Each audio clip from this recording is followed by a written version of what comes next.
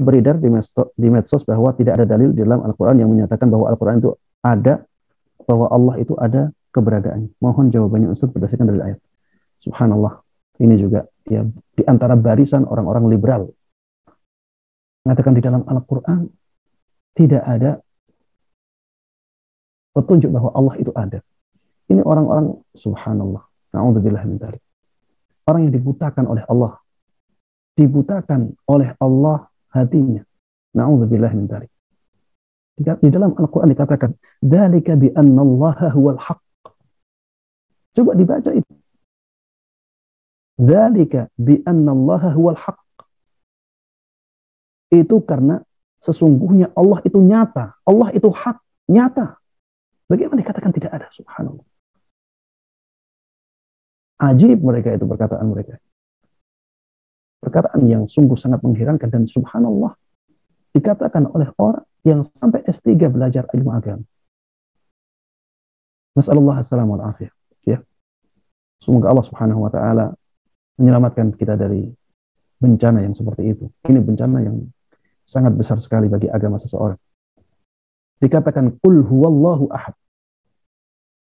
Kita semuanya hafal itu. Katakanlah bahwa Allah itu satu. Kalau Allah itu satu, apa dikatakan Allah tidak ada? Subhanallah. Dikatakan Allah satu. Kemudian ada yang mengatakan tidak ada dalil bahwa Allah itu ada dalam Al-Quran. Dikemanakan ayat-ayat yang seperti ini? Inna rabbakumullah alladzi khalaqas samawati wal ard. Di dalam ayat Al-Quran, sesungguhnya Rabbmu adalah Allah yang telah menciptakan langit dan bumi. Subhanallah, langit dan bumi ada. Kita katakan, ini bukan dalil yang menunjukkan bahwa Allah itu ada. Langit dan bumi ada.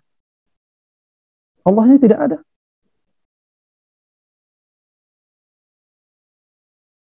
Jemaah sekalian rahimani wa rahmatullah. Perkataan-perkataan seperti ini ya.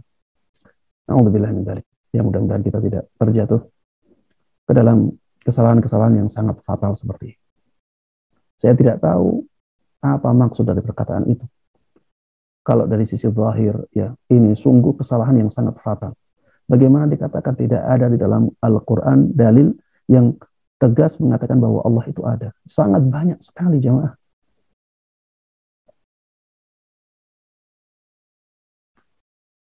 Allah musta'an.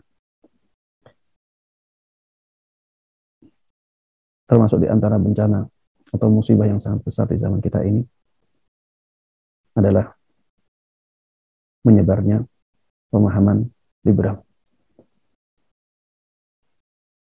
Pemahaman liberal yang seperti di zaman kita ini itu tidak ada ya di zaman-zaman sebelumnya. Tidak ada di zaman sebelum zaman ini.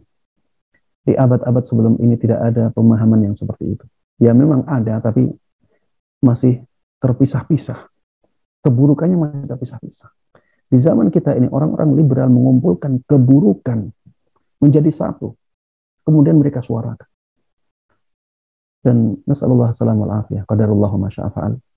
Mereka menempati tempat-tempat yang sangat penting di dalam negara. Tidak hanya di negara kita.